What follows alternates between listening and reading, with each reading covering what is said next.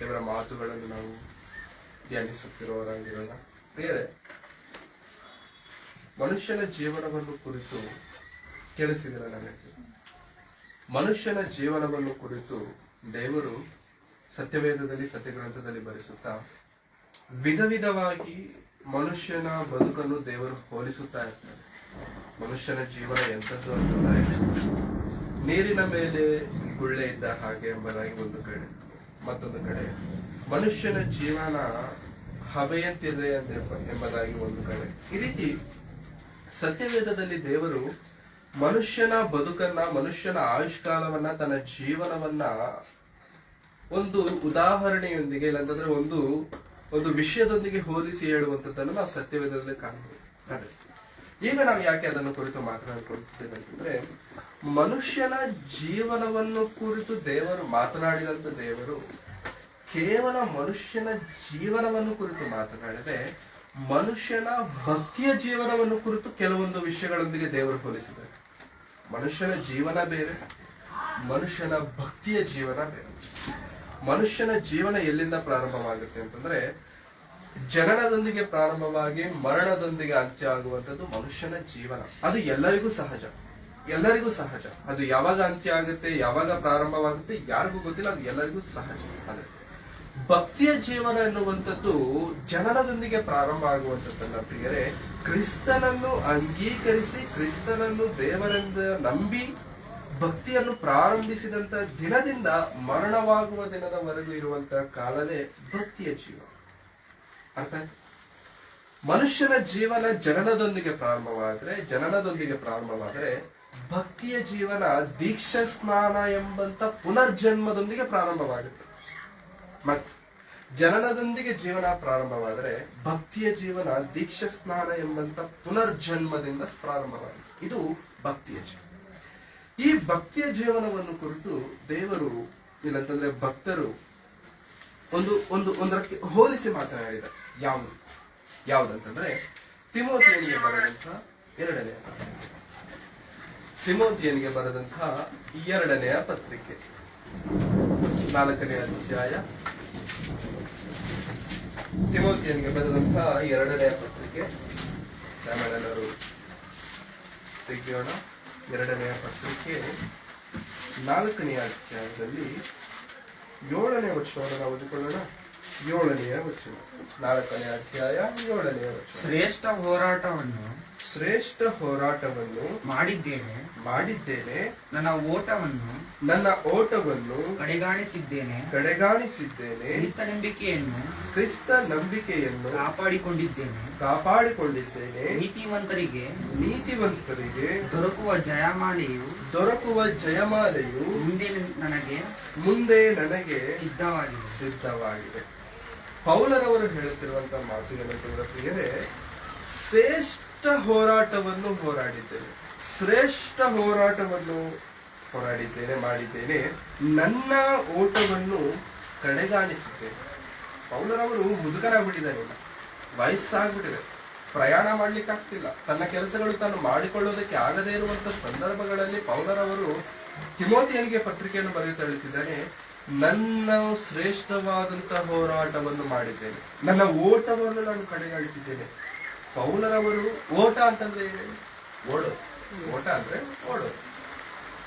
ಶ್ರೇಷ್ಠ ಹೋರಾಟ ಓಡಿದ್ದೇನೆ, ನನ್ನ ಓಟವನ್ನು ಕಡೆಗಾಣಿಸಿದ್ದೇನೆ ಅಂತಂದ್ರೆ ಪೌಲರವರು ರನ್ನಿಂಗ್ ಕಾಂಪಿಟೇಷನ್ ಅಲ್ಲಿ ಪಾರ್ಟಿಸಿಪೇಟ್ ಆಗಿದ್ದಾರೆ ಅಂತ, ರನ್ನಿಂಗ್ ಕಾಂಪಿಟೇಷನ್ ಅಲ್ಲಿ ಪಾರ್ಟಿಸಿಪೇಟ್ ಆಗಿದ್ದೀನಿ ಅಂತ ಪೌಲರವರು ಹೇಳ್ತಾರೆ.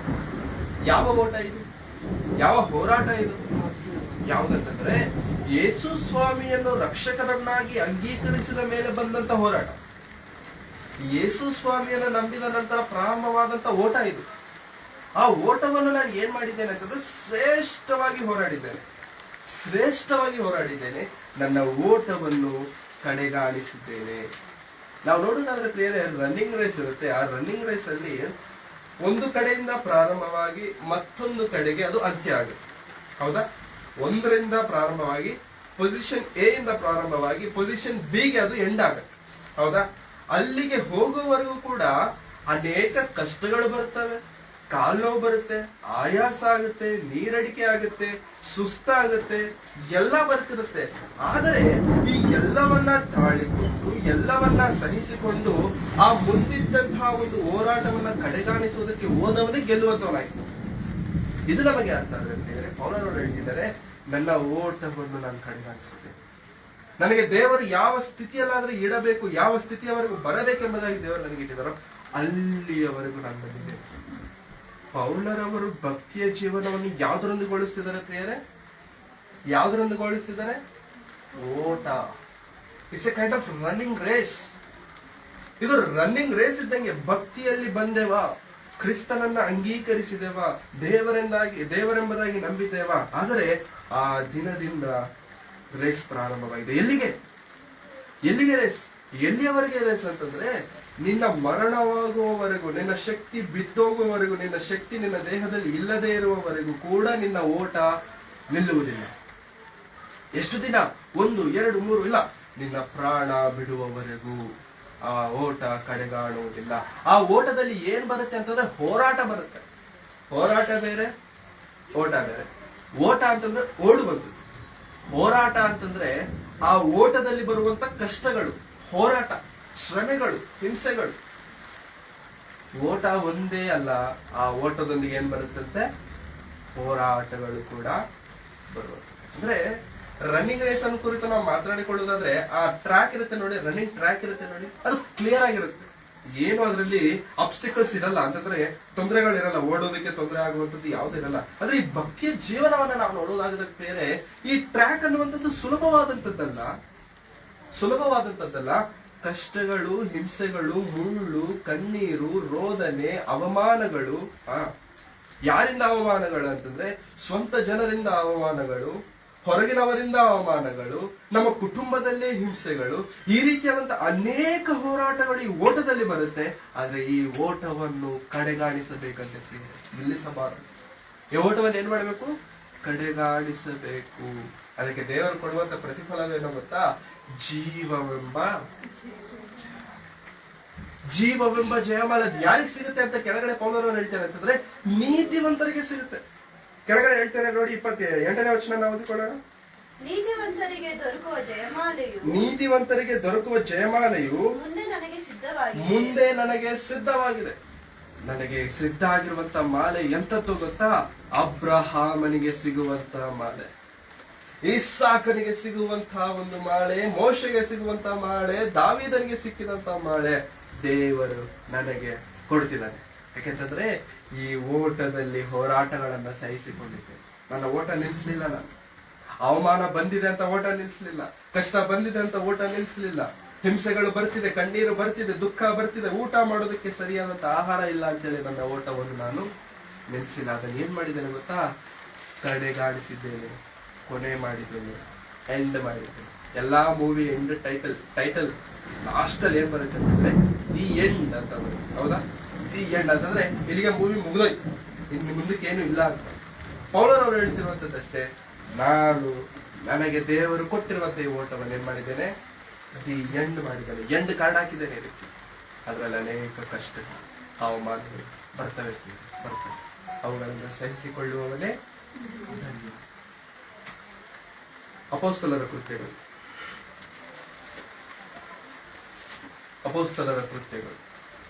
20ನೇ ಅಧ್ಯಾಯ. ಅಪೊಸ್ತಲರ ಕೃತ್ಯಗಳು 20ನೇ ಅಧ್ಯಾಯದ 24ನೇ ವಚನ. ಅಪೊಸ್ತಲರ ಕೃತ್ಯಗಳು 20ನೇ ಅಧ್ಯಾಯ 24ನೇ ವಚನ. ಇದು ಕೂಡ ಪೌಲರವರೇ ಹೇಳುತ್ತಿರುವಂತ ಮಾತು, ಆಡುತ್ತಿರುವಂತ ಮಾತು. ಆದರೆ ಪ್ರಾಣವನ್ನು ಉಳಿಸಿಕೊಳ್ಳುವುದೇ ವಿಶೇಷವೆಂದು ನಾನು ಎನಿಸುವುದಿಲ್ಲ. ದೇವರ ಕೃಪೆಯ ವಿಷಯವಾದ ಸುವಾರ್ತೆಯನ್ನು ಆಸಕ್ತಿಯಿಂದ ಪ್ರಕಟಿಸಬೇಕೆಂಬುದಾಗಿ ಕರ್ತನಾದ ಯೇಸುವಿನಿಂದ ನಾನು ಹೊಂದಿದ ಸೇವೆ ಎಂಬ ಓಟವನ್ನು ಕಡೆಗಾಣಿಸುವುದೊಂದೇ ನನ್ನ ಅಪೇಕ್ಷೆ. 20ನೇ ಅಧ್ಯಾಯ 24ನೇ ವಚನ. ಅಪೊಸ್ತಲರ ಕೃತ್ಯಗಳು ಪೌಲರವರು ಹೇಳ್ತಿರುವಂತ ಮಾತು, ದೇವರು ನನಗೆ ಕೊಟ್ಟ ಸೇವೆ ಎಂಬ ಏನದು ಸೇವೆ ಎಂಬ ಓಟವನ್ನು. ಸೇವೆ ಅನ್ನುವಂಥದ್ದು ಏನ್ ಪ್ರಿಯರೇ? ಓಟ. ದೇವರು ಕೊಟ್ಟಿರುವಂತ ಸೇವೆ ಅನ್ನುವಂಥದ್ದು ಓಟ. ಆ ಸೇವೆ ಎಂಬ ಓಟವನ್ನು ಕಡೆಗಾಣಿಸಬೇಕೆನ್ನುವಂಥದ್ದೇ ನನ್ನ ಅಪೇಕ್ಷೆ. ನನಗೊಂದು ಕನಸಿದೆ, ನನಗೊಂದು ಲೈಫ್ ಟೈಮ್ ಅಚೀವ್ಮೆಂಟ್ ಒಂದಿದೆ. ಏನದು ಅಂತಂದ್ರೆ, ದೇವರು ನನಗೆ ಕೊಟ್ಟಿರುವಂತ ಸೇವೆ ಇದೆಯಲ್ಲ, ಸೇವೆಯ ಬಾಧ್ಯತೆ ಇದೆಯಲ್ಲ, ಇದನ್ನ ಕಡೆಗಾಣಿಸಬೇಕು, ಕೊನೆಯವರೆಗೂ ನಡೆಸಬೇಕು. ಇದೊಂದೇ ನನಗೆ ಅಚೀವ್ಮೆಂಟ್, ಇದೊಂದೇ ನನ್ನ ಆಸೆ. ಇದನ್ನ ನಾನು ಮಾಡ್ತೇನೆ. ಬೇರೆ ಭಕ್ತಿಯಲ್ಲಿ ಬಂದ ನಂತರ, ಸೇವೆಯಲ್ಲಿ ಬಂದ ನಂತರ, ಸೇವೆಯಲ್ಲಿ ಬಂದು ಒಂದು ಜವಾಬ್ದಾರಿ, ಒಂದು ವೇಳೆ ದೇವರು ನಮಗೆ ದೇವರ ಸೇವೆಯಲ್ಲಿ ಕೊಟ್ಟರೆ ಪ್ರಿಯರೇ, ಆ ಜವಾಬ್ದಾರಿಯ ಹಿಂದೆ ಅನೇಕ ಅವಮಾನಗಳಿರ್ತವೆ.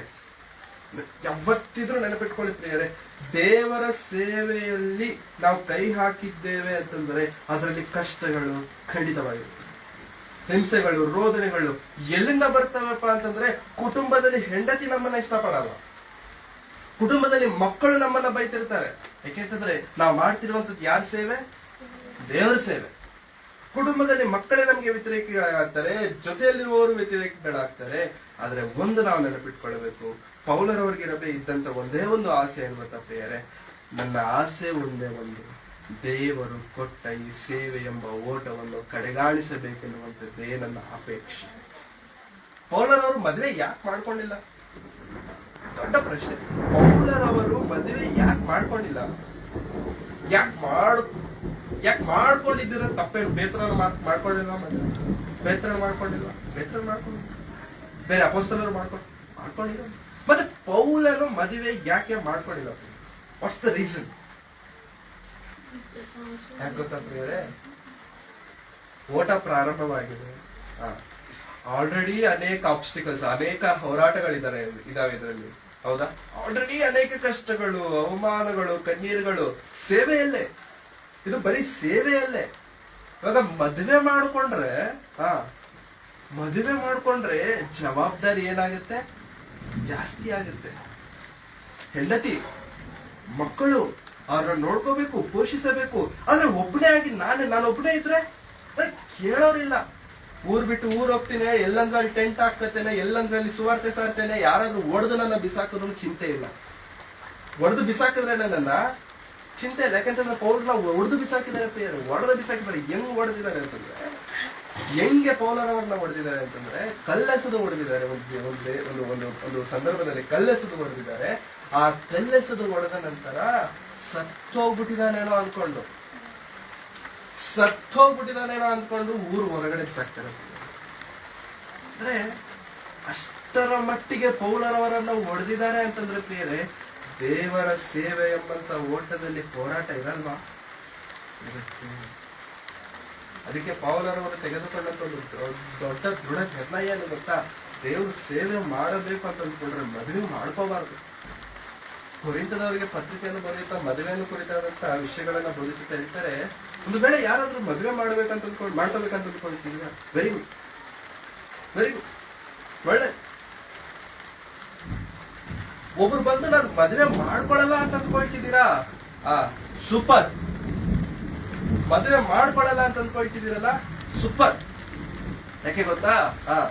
ಮದುವೆ ಮಾಡ್ಕೊಂಡ್ರೆ ಒಂದು ನೀವು ಯಾವತ್ತೂ ನೆನಪಿಟ್ಕೊಳ್ಬೇಕು, ಈ ಲೋಕದ ವಿಷಯವಾದಂತ ಕಷ್ಟಗಳನ್ನ ನೀವು ಅನುಭವಿಸಬೇಕಾಗಿರುತ್ತೆ. ನಾನು ಯಾಕೆ ಮದುವೆ ಮಾಡ್ಕೊಂಡಿಲ್ಲ ಅಂತಂದ್ರೆ, ನನಗೆ ಈ ಕಷ್ಟಗಳು ಬೇಡ. ಈ ಕಷ್ಟಗಳಲ್ಲಿ ಎಷ್ಟೇ ಕಷ್ಟಪಟ್ಟರು ಕೂಡ ಅದಕ್ಕೆ ಲೆಕ್ಕ ಇಲ್ಲ. ದೇವರ ಸೇವೆಯಲ್ಲಿ ಎಷ್ಟು ಕಷ್ಟಪಟ್ಟರು ಕೂಡ ಅದಕ್ಕೆ ಪಿನ್ ಟು ಪಿನ್ ಲೆಕ್ಕ ನನಗೆ ಇರುತ್ತೆ. ಹಾಗಾಗಿ ದೇವರ ಸೇವೆ ಎಂಬಂತ ಓಟವನ್ನು ದೇವರ ಸೇವೆಯಲ್ಲಿ ದೇವರು ನಮ್ಗೇನು ಕೊಟ್ಟಿದ್ದಾರೆ? ದೇವರ ಸಭೆಯಲ್ಲಿ ದೇವರು ನಮ್ಗೇನು ಕೊಟ್ಟಿದ್ದಾರೆ? ಕರ್ತನ ಸೇವೆಯಲ್ಲಿ ನಡೆಸಬೇಕಾಗುವುದಕ್ಕೆ ದೇವರು ನಮಗೆ ಕೊಟ್ಟಿರುವಂತ ಜವಾಬ್ದಾರಿ ಏನು? ಆ ಜವಾಬ್ದಾರಿಯನ್ನು ನಾವು ಕಡೆಗಾಣಿಸಬೇಕು. ಆ ಜವಾಬ್ದಾರಿಯಲ್ಲಿ ಅನೇಕ ಚಿಂತೆಗಳು, ಅನೇಕ ಅವಮಾನಗಳು, ಮಾತುಗಳು, ಚುಚ್ಚುವಂತ ಮಾತುಗಳು ಬರ್ತವೆ. ಆದ್ರೆ ನಾವು ಮಾಡಬೇಕಾಗಿರುವಂಥದ್ದು, ನಾವು ಸೇಮ್ ಕಳ್ಕೊಳ್ಬೇಕಾದಂಥದ್ದು ಏನು ಗೊತ್ತಾ? ದೇವರು ಕೊಟ್ಟಿರೋದರಲ್ಲಿ ನೆನ್ನೆ ನಡೆದಂತ ಯೂತ್ ಇದರಲ್ಲಿ ಒಬ್ರು ವಾಕ್ಯ ಹೇಳ್ತಿದ್ದಂತ ಮಾತು ನಾನು ನಿಮಗೆ ನೆನಪು ಮಾಡ್ತೇನೆ ಮತ್ತು ನಾವು is a deputy general manager, DGM, deputy general manager to the MNC company, multinational company. ಅಷ್ಟು ದೊಡ್ಡ ಪೋಸ್ಟ್ ಅಲ್ಲಿ ಇದ್ದಾಗ ಅವ್ರು ಹೇಳ್ತಿರುವಂತ ಮಾತು, ಸೇವೆಯಲ್ಲೂ ನಾನು ಉನ್ನತ ಸ್ಥಾನದಲ್ಲಿದ್ದೇನೆ, ಲೌಕಿಕವಾಗೂ ಸಹ ನಾನು ಉನ್ನತ ಸ್ಥಾನದಲ್ಲಿದ್ದೇನೆ. ಈ ಬೆಂಗಳೂರು ಪಟ್ಟಣದಲ್ಲಿ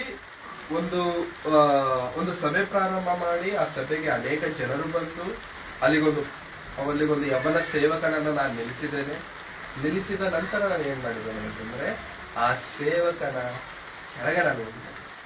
ಅಂದ್ರೆ ಆ ಸೇವಕನ ಅಧೀನದಲ್ಲಿ ನಾನಿದ್ದೇನೆ. ನಾನಿವಾಗ ಹೋಗ್ತಿರುವಂತ ಸೇವಕನ ವಯಸ್ಸು ನನಗಿಂತ 15 ವರ್ಷ ಕಡಿಮೆ. ನಾನಿವಾಗ ಯಾರ ಹತ್ರ ಚರ್ಚ್ಗೆ ಹೋಗ್ತಿದ್ದೇನಲ್ಲ, ಆ ಪಾಸ್ಟರ್ ವಯಸ್ಸು ನನಗಿಂತ 15 ವರ್ಷದ ಕಡಿಮೆ. ಹಾಗಂತೇಳಿ ನಾನು ಏನೋ ಅಧಿಕಾರ ಚಲಾಯಿಸೋದು, ಅದು ಮಾಡೋದು, ಇದು ಮಾಡೋದು, ನೋ. ಅದು ದೇವರು ಆ ವ್ಯಕ್ತಿಗೆ ಕೊಟ್ಟಿರುವಂತ ಅಧಿಕಾರ. ದೇವರು ಕೊಟ್ಟಂತ ಅಧಿಕಾರ ನನ್ನ ಅಧಿಕಾರಕ್ಕಿಂತ ದೊಡ್ಡದಲ್ಲ. ಆ ಅಧಿಕಾರಕ್ಕೆ ನನ್ನನ್ನು ನಾನು ಒಪ್ಪಿಸಿಕೊಡ್ತೇನೆ. ಪ್ರಿಯರೇ, ಒಂದು ಒಳ್ಳೆ ಪೊಸಿಷನ್ ಅಲ್ಲಿ ಇಟ್ಕೊಂಡು ಒಬ್ರು ಹೇಳಿದಂತ ಮಾತು ಕೇಳಬೇಕು ಅಂತಂದ್ರೆ ಎಷ್ಟು ಅವಮಾನ ತರ ನಾವು ಫೀಲ್ ಆಗೋದು. ನಮ್ಮಲ್ಲಿ ಏನು ಗೊತ್ತಾ ಪ್ರಿಯರೇ, ಆಟಿಟ್ಯೂಡ್ ಅನ್ನುವಂಥದ್ದು ಬರ್ತಿರುತ್ತೆ ನಮ್ಮ ಜೀವನದಲ್ಲಿ, ಎಸ್ಪೆಷಲಿ ಯೌವನ ಪ್ರಾಯದಲ್ಲಿ. ಆಟಿಟ್ಯೂಡ್ ಅನ್ನೋದು ಬರ್ತಿರುತ್ತೆ. ಆಟಿಟ್ಯೂಡ್ ಬರಬಾರ್ದು ಪ್ರಿಯರೇ ಯಾವತ್ತು. ಕೆಲವೊಬ್ರು ನೋಡಿ ಹೆಂಗಿರುತ್ತೆ ಅಂತಂದ್ರೆ ಆಟಿಟ್ಯೂಡ್ ಹೇಗಿರುತ್ತೆ ಅಂತಂದ್ರೆ, ದೊಡ್ಡವರು ಕರಿತಿದ್ರು ಕೂಡ, ಕೇಳಿಸಿದರೂ ಕೂಡ ಕೇಳಿಸ್ದೇ ಇರೋರ್ ತರ ಇರ್ತಾರೆ. ತಲೆ ಬಗ್ಗಿಸ್ಕೊಂಡೇ ಇರ್ತಾರೆ. ಕೇಳಿದ ತಕ್ಷಣ ಉತ್ತರಗಳೇ ಹೇಳಲ್ಲ. ಏನ್ ಗೊತ್ತಾ, ಆಟಿಟ್ಯೂಡ್. ತುಂಬಾ ಜನಕ್ಕೆ ಆಟಿಟ್ಯೂಡ್ ಇಷ್ಟ ಆಗಲ್ಲ. ದೇವರ ಸೇವೆಯಲ್ಲಿ ಬಂದ ನಂತರ ನಮ್ಗೆ ಇರಬೇಕಾದಂತ ಆಟಿಟ್ಯೂಡ್ ಅಲ್ಲ ಪ್ರಿಯ. ನೋ. ಯೇಸು ಕ್ರಿಸ್ತರು ಹೇಳಿದ್ದಾರೆ, ಹೆಚ್ಚಿಸಿಕೊಳ್ಳಬೇಡಿ. ಏನ್ ಮಾಡಿ ನೀವು? ಎಷ್ಟು ತಗ್ಗಿಸ್ಕೊಳ್ಬೇಕು ಸ್ವಾಮಿ? ಎಷ್ಟು ತಗ್ಗಿಸ್ಕೊಳ್ಬೇಕು? ಒಂದು ಚಿಕ್ಕ ಹುಡುಗ ಬಂದು ದೇವರ ನಾಮದಲ್ಲಿ ನಿನ್ನ ಮುಂದೆ ನಿಂತರೆ, ಈ ಚಿಕ್ಕವರಲ್ಲಿ ಒಬ್ಬನು ನಿನ್ನ ಮನೆಗೆ ಬಂದು ನನ್ನ ಹೆಸರಿನಲ್ಲಿ ಬಂದು ನೀನು ಒಂದು ವೇಳೆ ಅವನಿಗೆ ತಂಬಿಗೆ ನೀರು ಕೊಟ್ರೆ, ಅಂದ್ರೆ ಈ ಚಿಕ್ಕವರಲ್ಲಿ ಒಬ್ಬನು ನಿನ್ನ ಮನೆಗೆ ಬಂದ್ರೆ ನೀನೇನ್ ಕೊಡ್ಬೇಕಂತೆ? ಆ ಸಂದರ್ಭ ನಾವು ಎಲ್ಲಿವರೆಗೂ ನೋಡ್ತೇವೆ ಅಂತಂದ್ರೆ, ತಂಬಿಗೆ ನೀರು ಕೊಟ್ರೆ ದೇವರು ಪ್ರತಿಫಲ ಕೊಡ್ತಾರೆ ಅಂತ ನಾವು ನೋಡ್ತೇವೆ. ಆದ್ರೆ ಆ ಸಂದರ್ಭದಲ್ಲಿ ಇರುವಂತದ್ದು ಏನ್ ಗೊತ್ತಾ ಪ್ರಿಯರೇ, ತಂಬಿಗೆ ನೀರು ಕೊಡಬೇಕಾಗಿರುವಂತದ್ದು ಯಾರಿಗೆ ಅಂತಂದ್ರೆ ಈ ಚಿಕ್ಕವರಲ್ಲಿ ಚಿಕ್ಕವರು ನನ್ನ ಮುಂದೆ ಬಂದ್ರೆ ಅವನಿಗೆ ನಾನು ಏನ್ ಮಾಡ್ಬೇಕಂತ, ಈಗ ತಂಬಿಗೆ ನೀರು ಕೊಡ್ತಿದ್ದೀನಿ ಅಂತಂದ್ರೆ ಏನದು ರೆಸ್ಪೆಕ್ಟ್. ನಾನು ಅವ್ನಿಗೆ ಏನ್ ಮಾಡ್ತಿದ್ದೇನೆ? ರೆಸ್ಪೆಕ್ಟ್ ಕೊಡ್ತಿದ್ದೇನೆ ಅವನಿಗೆ. I am showing respect. ಹುಡುಗನಿಗ ಎಸ್, ನನಗಿಂತ ಚಿಕ್ಕ ಎಸ್. ದೇವರ ವಾಕ್ಯ ಹೀಗೆ ಇರುತ್ತೆ ಪ್ರಿಯರೇ. ಲೋಕ ಒಂಥರ ಇದ್ರೆ ದೇವರೇ ಒಂದು ಹೇಳುವಂತ. ಹಾಗಾಗಿ ದೇವರು ಹೇಳುವಂತ ಮಾತೇನು, ನಿಮ್ಮಲ್ಲಿ ಆಟಿಟ್ಯೂಡ್ ಇರಬಾರ್ದು. ಆಟಿಟ್ಯೂಡ್ ನಾನು ಏನೋ ದೊಡ್ಡ ಇದು ಶಹನ್ಶಾ ಬಾಜ್, no, nothing. We are nothing. ಹೆಂಗಿರ್ಬೇಕು ಗೊತ್ತಾ ಪ್ರಿಯರೇ, ದೇವರ ಸೇವೆಯಲ್ಲಿ ಒಬ್ಬನು ನಮ್ಮ ಶತ್ರು ಬಂದು ನಮ್ಮ ಮುಂದೆ ನಿಂತರು ಕೂಡ ನಾವೇ ಹೋಗ್ಬಿಟ್ಟು ಹಪ್ಕೊಂಡ್ಬಿಡ್ಬೇಕಂತ. ಶತ್ರು ಬಂದ್ರು ಕೂಡ ತಪ್ಕೊಂಡ್ಬಿಟ್ಟು ಶೇಖರ್ ಕೊಟ್ಬಿಟ್ಟು ಹೆಂಗಿದ್ದೀರಾ ನಾವೇ ಮಾತಾಡ್ಸ್ಬೇಕು ಪ್ರಿಯರೇ. ಇದು ತಗ್ಗಿಸುವಿಕೆ. ಎಲ್ಲರಲ್ಲಿ ಇರಲ್ಲ ಪ್ರಿಯರೇ, ಇದು ಎಲ್ಲರಲ್ಲಿ ಇರಲ್ಲ. ಅವನಲ್ಲಿ ಬರ್ತಿದ್ದಾನೆ ಅಂತಂದ್ರೆ ಇಲ್ಲಿಂದ ದಾರಿ ತಪ್ಸ್ಕೊಂಡು ಹೋಗ್ತೀವಿ ನಾವು. ದೇವರ ನಂಬಿಕೆಯಲ್ಲಿ ದೇವರನ್ನು ನಂಬಿದ ನಂತರ ನಾವು ಹೇಗಿರ್ಬೇಕು ಗೊತ್ತಾ ಪ್ರಿಯರೇ, ಎಲ್ಲರನ್ನು ಸೇರಿಸಿಕೊಳ್ಳುತ್ತಾ ಹೋಗಬೇಕು ಹೊರತು ಬಿಡಿಸಬಾರ್ದು ಯಾವತ್ತೂ ಯಾರನ್ನ. ಎಲ್ಲರನ್ನು ಆಡ್ ಮಾಡ್ಕೊಳ್ತಾ ಇರ್ಬೇಕು. ಬಾ ತಪ್ಪಾಡಿಗ, ಬಾ ನನ್ನ ವಿಷಯ ಮೋಸ, ಬಾ ಅಷ್ಟೇ. ಹೋಗು ಅಂತ ಹೇಳೋದು ಪ್ರಿಯರೇ. ಎಷ್ಟೊತ್ತು ಹೋಗು ಅಂತ ಹೇಳೋದು, ಎಷ್ಟೊತ್ತು ಹೋಗ್ಬಿಡ್ತಾರೆ ಪ್ರಿಯರೇ, ಮತ್ತೆ ಬರಲ್ಲ. ಕರೆದುಕೊಂಡ ನಂತರ ಅವನ ಮನಸ್ಸಿಗೆ ಪಿಂಚ್ ಆಗುವಂತದ್ದು ಒಂದು ಸಂದರ್ಭ ಇರುತ್ತೆ ನೋಡಿ, ಅವನು ಜೀವನ ಪೂರ್ತಿ ನಿನ್ನ ಮಾತಿಗೆ ಅಧೀನನಾಗಿರ್ತಾನೆ. ಇದು ಶ್ರೇಷ್ಠ. ಪೌಲರವರು ಹೇಳ್ತಿದ್ದಾರೆ, ನನ್ನ ಓಟವನ್ನು ನಾನು ನಡೆಸಿದೆ. ದೇವರು ಸೇವೆ ಎಂಬಂತ ಓಟ ನನಗೆ ಕೊಟ್ಟಿದ್ದಾರೆ. ಆ ಓಟ ಸೇವೆ ಅಂತಂದ್ರೆ ಏನು? ವಾಕ್ಯ ಹೇಳೋದೇ ಮಾತ್ರ ಸೇವೆ, ಪಾಸ್ಟರ್ ಆಗಿರುವಂತದ್ದು ಮಾತ್ರ ಸೇವೆ, ಚರ್ಚಲ್ಲಿ ಇರುವಂತದ್ದು ಮಾತ್ರ? ನೋ. ಸೇವೆ ಅಂತಂದ್ರೆ ಒಂದೇ ಅಲ್ಲ ಪ್ರಿಯರೇ. ಸೇವೆ ಅನ್ನುವಂಥದ್ದು it's A multiple kind of thing. ಸೇವೆ ಅಂತಂದ್ರೆ ಏನು? ದೇವರ ನಾಮದ ನಿಮಿತ್ತವಾಗಿ, ದೇವರ ಹೆಸರಿನಲ್ಲಿ ಯಾವ ಚಿಕ್ಕ ಕೆಲಸ ಮಾಡಿದರೂ ಕೂಡ god will consider it as ಸೇವೆ, ಮಿನಿಸ್ಟ್ರಿ. ಹಾಗಾಗಿ ಬೇರೆ ದೇವರ ಹೆಸರಿನ ನಿಮಿತ್ತ ಒಬ್ರು ಕೊಟ್ಟಿಲ್ಲ, ದೇವರಂತಾರೆ ಗೊತ್ತಾಗಲ್ಲ, ಸೇವೆ ಮಾಡಿದ್ದೀರಾ. ದೇವರ ಹೆಸರಿನ ನಿಮಿತ್ತ ಒಬ್ಬರಿಗೆ ಸಹಾಯ ಮಾಡಿದ್ದೀರಾ, ದೇವರು ಹೆಂಗ್ ಕನ್ಸಿಡರ್ ಮಾಡ್ತಾರೆ ಗೊತ್ತಾ? ಸೇವೆ ಮಾಡಿ. ದೇವರ ಚರ್ಚಲ್ಲಿ ನಿನಗಿರುವಂತ ತಲಾಂತನ ಉಪಯೋಗಿಸಿಕೊಂಡಿದ್ಯಾ? ದೇವರು ಹೇಳ್ತಾರೆ ಯು ಆರ್ ಡೂಯಿಂಗ್ ಮಿನಿಸ್ಟ್ರಿ. ಹಾಗಾಗಿ ಪ್ರಿಯರೇ, ನಮಗೆ ದೇವರು ಕೊಟ್ಟಂತಹ ಓಟ ಅದನ್ನು ನಾವು ಕಡೆಗಾಣಿಸೋಣ ಕೊನೆಯವರೆಗೂ ಅಂತಿರೋದು. ಇಬ್ರಿಯರಿಗೆ ಬರೆದಂತ 12ನೇ ಅಧ್ಯಾಯ 1-2 ವಚನಗಳು. ಇಬ್ರಿಯರಿಗೆ ಬರೆದಂತ ಪತ್ರಿಕೆ 12ನೇ ಅಧ್ಯಾಯ 1-2 ವಚನ. ಆದ ಕಾರಣ ಇಷ್ಟು ಮಂದಿ ಸಾಕ್ಷಿಯವರು ಮೇಘದೋಪಾದಿಯಲ್ಲಿ ನಮ್ಮ ಸುತ್ತಲೂ ಇರುವುದರಿಂದ ನಮಗೆ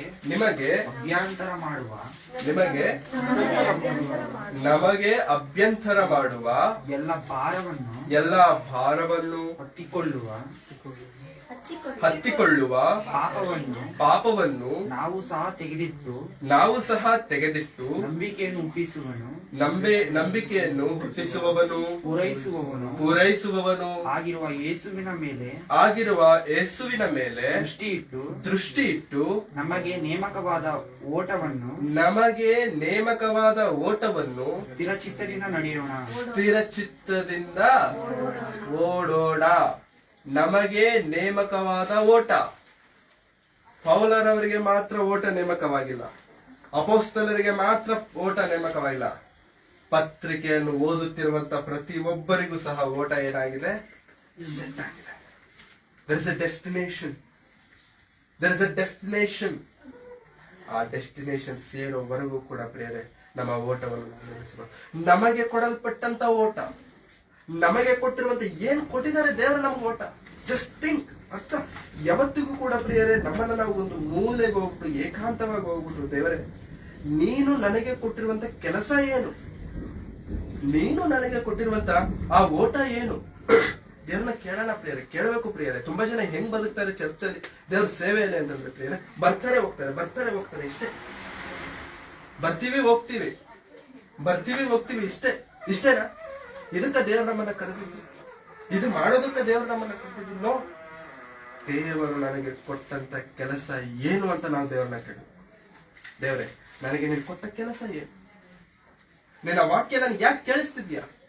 ನಿನ್ನ ಸೇವೆಯಲ್ಲಿ ನನಗೆ ಯಾಕೆ ಇರಿಸ್ತಿದ್ಯಾ? ನನಗೆ ಬೇಡ ಅಂತಂದ್ರೆ ನಿನ್ನ ಕೆಲಸ ನನಗೆ ಯಾಕೆ ಕೊಡ್ತಿದ್ಯಾ? ತುಂಬಾ ಜನಕ್ಕೆ ದೇವ್ರು ಕೆಲಸ ಕೊಡ್ತಿರ್ತಾರೆ ಪ್ರಿಯರೇ, ಆ ಕೆಲಸದ ಶ್ರೇಷ್ಠತೆ ಅವ್ರಿಗೆ ಗೊತ್ತಿರಲ್ಲ. ಕೆಲಸ ಕೊಡ್ತಿರ್ತಾರೆ ದೇವರು, ಆ ಕೆಲಸದ ಶ್ರೇಷ್ಠತೆ ಅವ್ರಿಗೆ ಗೊತ್ತಿರಲ್ಲ.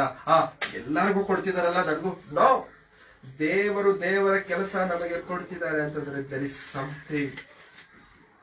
ಎಲ್ಲರಿಗೂ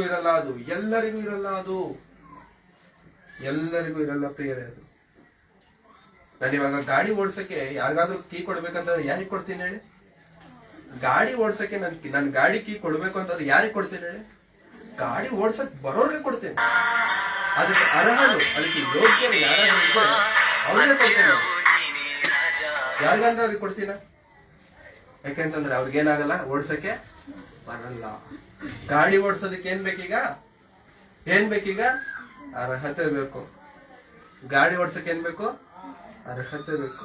ಟ್ರಾಫಿಕ್ ಅಲ್ಲಿ ಹೋಗ್ಬೇಕು ಅಂತಂದ್ರೆ ಅವ್ನ ಏನ್ ಮಾಡ್ತಾರೆ? ಫಸ್ಟ್ DL ಇದೆಯಾ, ಲೈಸೆನ್ಸ್ ಇದೆಯಾ ನಿನ್ನ ಹತ್ರ ಚೆಕ್ ಮಾಡಿದರೆ ಕಳಿಸ್ತೀವಿ. ದೇವರ ಸೇವೆಯನ್ನು ಕೂಡ ದೇವರು ನಮಗೆ ಕೆಲಸ ಕೊಡ್ತಿದ್ದಾರೆ ಅಂತಂದ್ರೆ ಆ ಅರ್ಹತೆ ನಮಗೆ ಇದೆ. ದೇವ್ರು ನಮಗೆ ಕೆಲಸ ಕೊಡ್ತಿದ್ದೀರಾ, ವಿ ಹ್ಯಾವ್ ದಟ್. ಅದನ್ನು ಯಾವತ್ತೂ ನಾವು ಮರೆಯಬಾರದು ಪ್ರಿಯರೇ. ಆ ದೇವ್ರು ಕೊಡ್ತಿರುವಂತದ್ದು ಚಿಕ್ಕದು ದೊಡ್ಡದು ಪಕ್ಕಕ್ಕಿಟ್ರೆ ದೇವರು ಕೊಟ್ಟಿರುವಂತ ಕೆಲಸ, ಆ ದೇವರು ಕೊಟ್ಟಿರುವಂತ ಕೆಲಸದಲ್ಲಿ ನಂಬಿಗಸ್ತರಾಗಿ ಸ್ಥಿರ ಚಿತ್ತದಿಂದ, ಆ ಮಾತು ಉಪಯೋಗಿಸಲ್ಪಟ್ಟಿದೆ ನೋಡಿ. ದೇವರು ನಮಗೆ ಕೊಟ್ಟಂತ ಓಟದಲ್ಲಿ ಸ್ಥಿರ ಚಿತ್ತದಿಂದ ಓಡೋಣ. ಒಂದು ಘನ ಸೇವಕನು ಹೇಳುವಂತ ಮಾತು, ಇಲ್ಲ ಘನ ಸೇವಕನು ಏನಂತಂದ್ರೆ ಮೋಟಿವೇಶನಲ್ ಸ್ಪೀಕರ್ ಏನ್ ಹೇಳ್ತಾರೆ ಗೊತ್ತಾ? ನಿನಗಿರುವಂತ ಆ ಟ್ರ್ಯಾಕ್, ಓಡುವಂತ ಟ್ರ್ಯಾಕ್ ಇದೆಯಲ್ಲ, ಅದ್ರಲ್ಲಿ ನೀನು ಓಡ್ಬೇಕು. ಹೌದಾ? ನಿನ್ನ ಕೈಲಿ ಓಡಕ್ ಆಗಲ್ವಾ? ಓಡಕ್ ನಿನ್ನಿಂದ ಆಗಲ್ವಾ? ನಡಿ, ನಡ್ಕೊಂಡಾದ್ರೂ ಹೋಗು. ನಡಿಯಕ್ಕೂ ನಿನ್ನಿಂದ ಆಗ್ತಿಲ್ವಾ? ಏನ್ ಮಾಡೋದು ಗೊತ್ತಾ?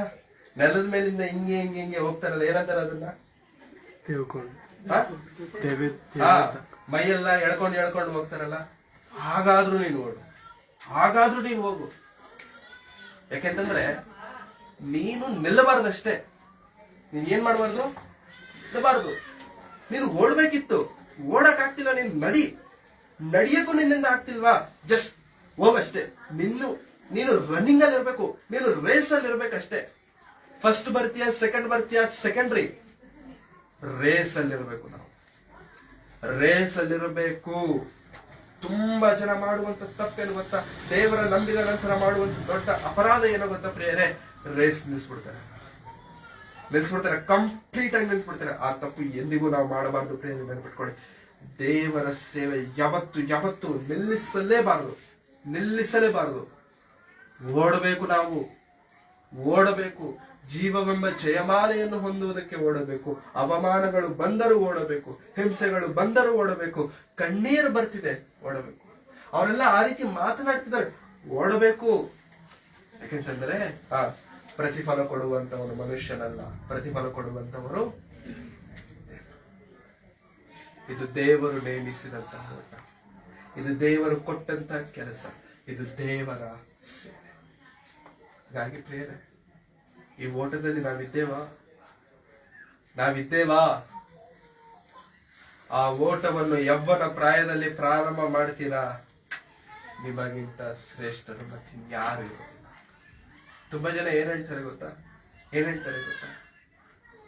ಈ ವಾಕ್ಯ ನನಗೆ ಯವ್ವನ ಪ್ರಾಯದಲ್ಲಿ ಗೊತ್ತಿದ್ದಿದ್ರೆ, ಈ ದೇವರು ನನಗೆ ವಯಸ್ಸಿದ್ದಾಗ ಒಂದು ವೇಳೆ ಗೊತ್ತಿದ್ದಿದ್ರೆ ತುಂಬಾ ಚೆನ್ನಾಗಿರ್ತಿತ್ತು ಅಂತ.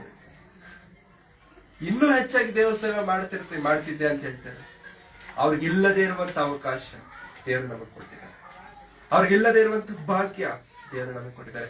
ಅವ್ರ ತರ ಕೊರಗಬಾರ್ದೆಂಬುದಾಗಿ, ಅವ್ರ ತರ ಚಿಂತೆ ಮಾಡಬಾರ್ದೆಂಬುದಾಗಿ ದೇವರು ನಮಗೆ ಅವಕಾಶ ಕೊಟ್ಟಿದ್ದಾರೆ. ಯವನಸ್ತಾರೆ ದಯಮಾಡಿ ನೆನಪಿಟ್ಕೊಳ್ಳಿ. ದೇವರಿಗೋಸ್ಕರ ಏನಾದರೂ ಮಾಡಬೇಕು. ಒಂದೇ ಒಂದು concept, do something for Christ. ಏನಾದ್ರೂ ಮಾಡಬೇಕು. ಈ ಮಾತುಗಳು ನಿಮಗೆ ಇವಾಗ ಏನೋ ಒಂಥರ ಇರಬಹುದು ಪ್ರಿಯರೇ, ನೆನಪಿಟ್ಕೊಳ್ಳಿ. ಒಂದು ಹಂತ ಬಂದಿದ ತಕ್ಷಣ, ಒಂದು ವಯಸ್ಸು ಬಂದಿದ ತಕ್ಷಣ ಈ ಮಾತುಗಳು ನೀವು ರಿಕಲೆಕ್ಟ್ ಮಾಡ್ಕೊಳ್ತೀರಾ. Yes, that's true. ಪೌಲರವರು ತನ್ನ ಓಟವನ್ನು ಕಡೆಗಾಣಿಸಿದ್ದಾರೆ. ಪೇತ್ರನು ತನ್ನ ಓಟವನ್ನು ಕಡೆಗಾಣಿಸಿದ. ಎಲ್ಲರೂ ನಂಬಿಕೆಯಲ್ಲಿ ಸ್ಥಿರ ಚಿತ್ತದಲ್ಲಿದ್ದರು. ಈಗ ನಮ್ಮದು ಅವಕಾಶ, ನಮ್ಮದು ಈ ಒಂದು ಸಮಯ. ಮದನಪಲ್ಲಿಯಲ್ಲಿ ಸೇವೆ ಮಾಡುತ್ತಿರುವಂತವ್ರು ಒಬ್ಬರಿದ್ದಾರೆ,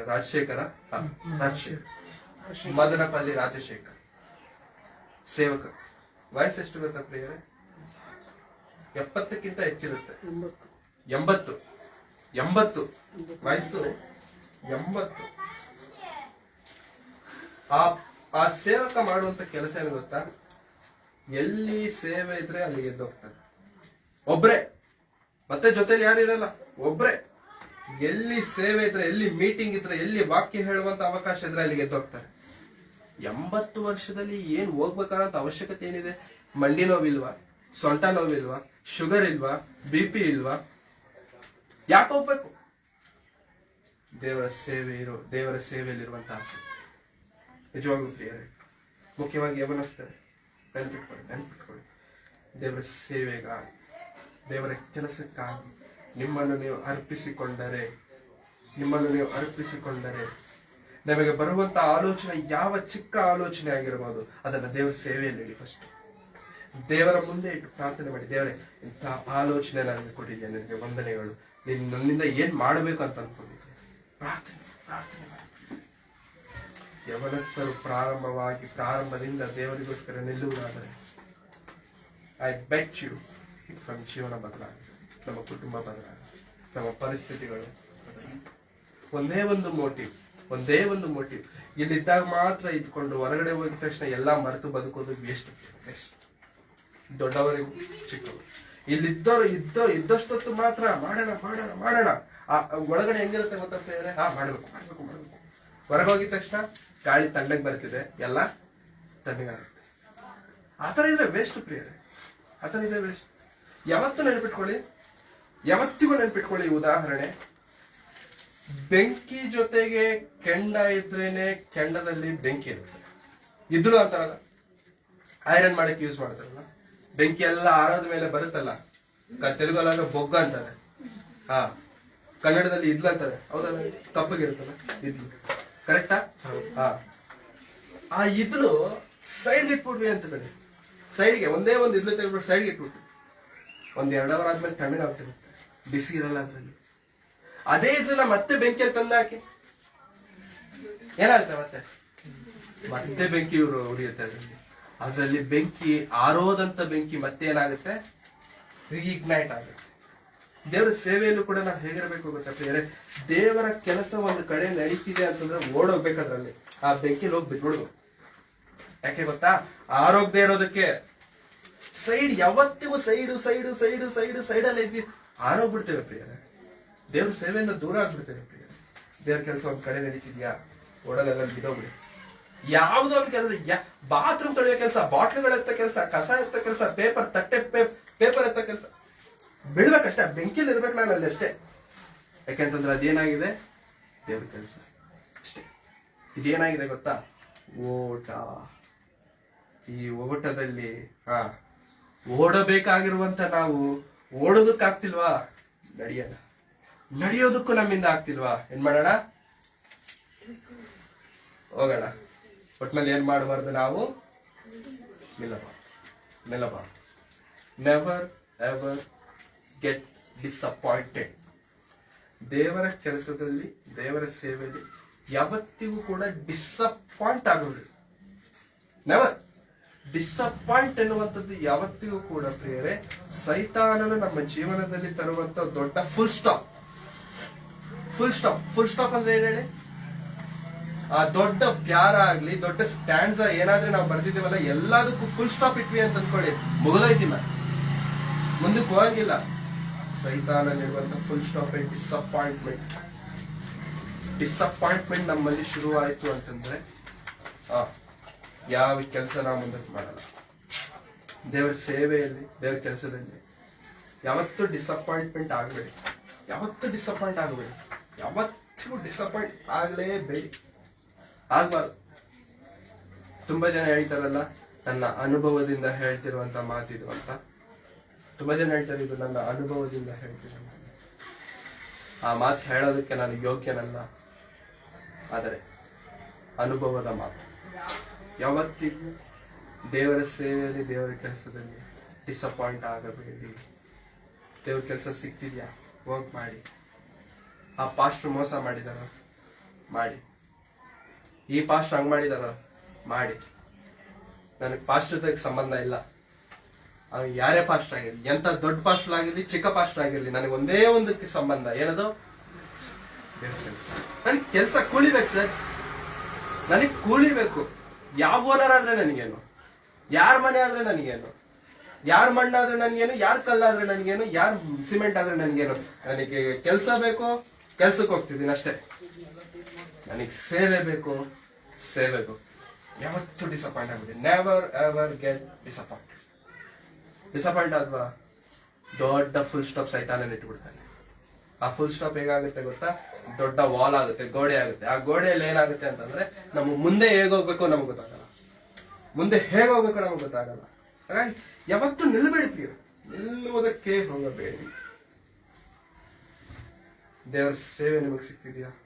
ಅದ್ರ ಜೊತೆಗೆ ಭಾನುವಾರ ಬರ್ತಿರ್ತಾರಲ್ಲ, ಅಣ್ಣ ಕಾರ್ ತಂದಿದ್ರಲ್ಲ, ಒಂದು ಅಣ್ಣ ಹೇಳಿದಂತ ಮಾತೇನು ಗೊತ್ತಾ? ಒಂದು ವಾರದಲ್ಲಿ ಖುಷಿ ಅಣ್ಣ.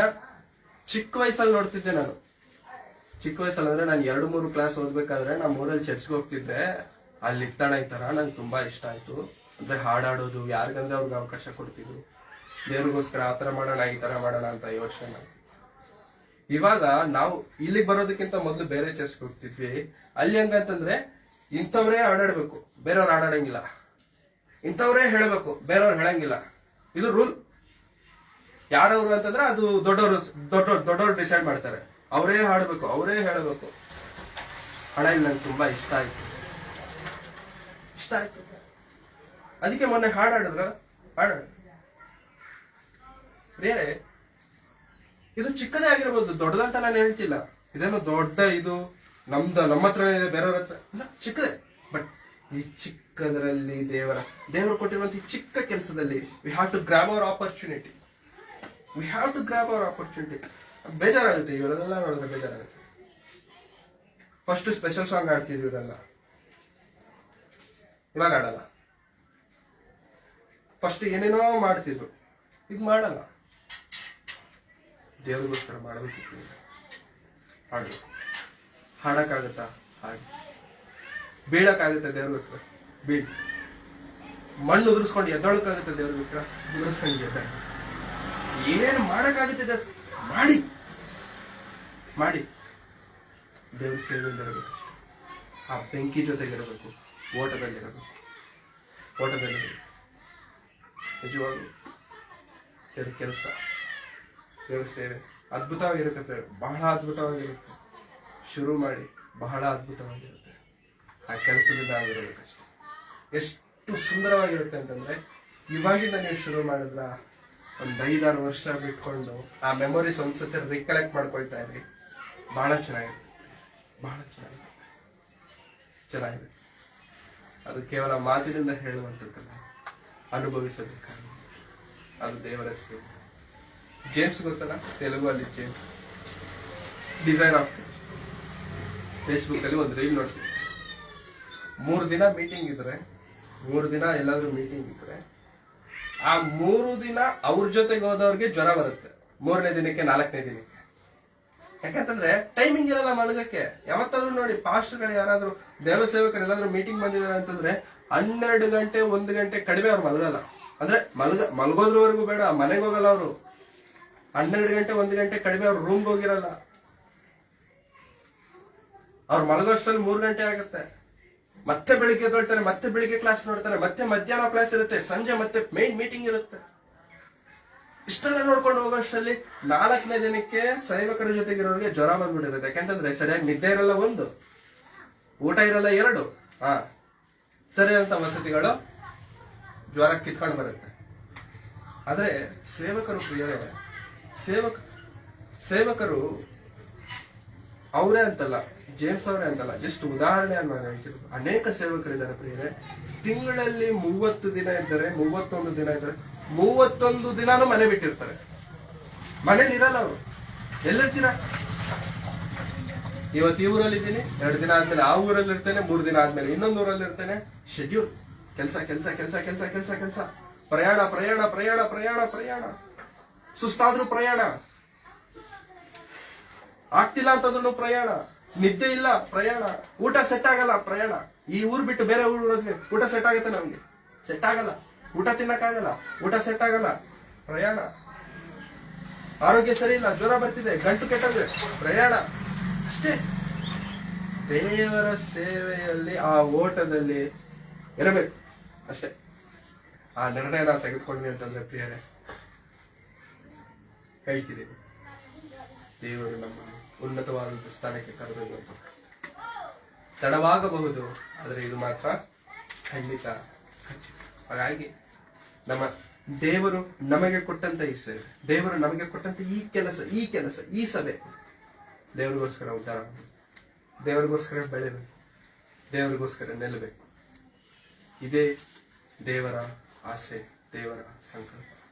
ಈ ರೀತಿಯಾಗಿ ನಿಂತರೆ ಪ್ರಿಯರೇ, ಒಂದು ದಿನ ಪೌಲರವರು ಹೇಳಿದ ಹಾಗೆ, ಶ್ರೇಷ್ಠ ಹೋರಾಟವನ್ನು ಮಾಡಿದ್ದೇನೆ, ನನ್ನ ಓಟವನ್ನು ಕಡೆಗಾಣಿಸಿದ್ದೇನೆ, ನೀತಿವಂತರಿಗೆ ಸಿಗುವಂತ ಜೀವವೆಂಬ ಜಯಮಾಲೆ ನನಗೆ ಸಿದ್ಧ. ಈ ಮಾತು ಹೇಳೋದಕ್ಕೆ ಅರ್ಹತೆ ದೇವರು ನಮಗೆ ಇದೇವಾ? ಓಟದಲ್ಲಿ ಇದ್ದೇವಾ? Let's think also. ಯಾವನಸ್ತಾರೆ ನೆನಪಿಕೊಳ್ಳಿ.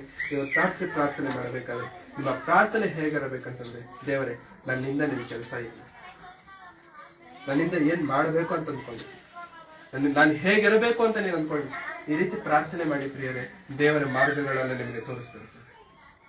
ನಿಮಗೆ ಮಾರ್ಗಗಳು ತೋರಿಸ್ತಿರ್ತಾರೆ, ಆ ಮಾರ್ಗದಲ್ಲಿ ಹೋಗ್ತೀವಿ ಅಷ್ಟೇ.